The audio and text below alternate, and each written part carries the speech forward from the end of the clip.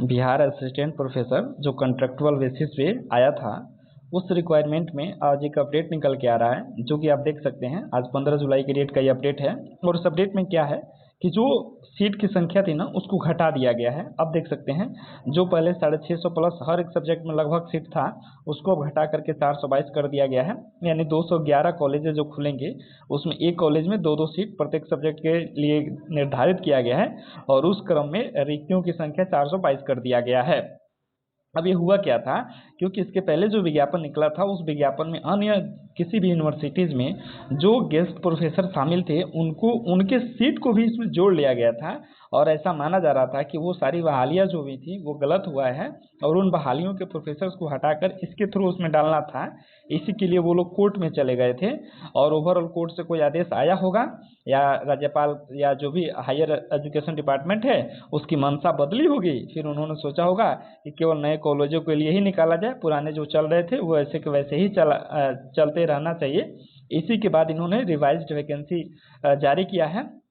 और revise vacancy में आप देख सकते हैं, आज के ही डेट में 422 करके कर दिया गया है। अब जरा इसको एक बार लेटर को पढ़ लेते हैं। इसमें देख सकते हैं कि लेटर में है 2 से 11 न्यूली कॉन्स्टिट्यूटेड राजकीय डिग्री कॉलेजेस में क्या है कि देख सकते हैं, the commission has received revise subject wise university wise vacancies for the above mentioned 6 subjects only to the 211 newly constituted राजकीय डिग्री कॉलेजेस। क्योंकि वही हुआ है ना, पुराने वाले को भी कंसीडर किया गया था, अब क्या किया गया है, नए वाले को केवल किया गया है। ये आपके सामने ऑफिशियल लेटर है। ये लेटर जो है हमारे टेलीग्राम पे आपको मिल जाएगा, वहाँ से आप आकर के इसके लिंक में या डिस्क्रिप्शन में भी टेलीग्राम का लिंक मिलेगा, वहाँ से आप जाकर ज्वाइन कर लीजिएगा। उसके बाद देखेंगे कि जो रिवाइज्ड वैकेंसी है उसके हिसाब से ही आगे की बहाली जो होगी वो प्रोसेस आगे बढ़ाया जाएगा, राइट। उसके बाद से नीचे चलते हैं, एक नज़र आप ये भी देख लीजिए कि कौन कौन से सीट में क्या क्या चेंजेस आया है। कैटेगरी वाइज देख लेंगे सीटों की संख्या क्या है। तो ये रहा सब्जेक्ट हिंदी के लिए, ठीक है। तो हिंदी के लिए देखेंगे, फिर हिंदी के लिए नीचे आते हैं। तो जैसे नीचे आएंगे तो OBC category, SC ST category, ABC सब में आप देख सकते हैं। अब जहाँ पहले आपको 40 सीटें थी, अब 27 हो गई हैं। अब यहाँ तो अब 30 हो गया है, आपके सामने है।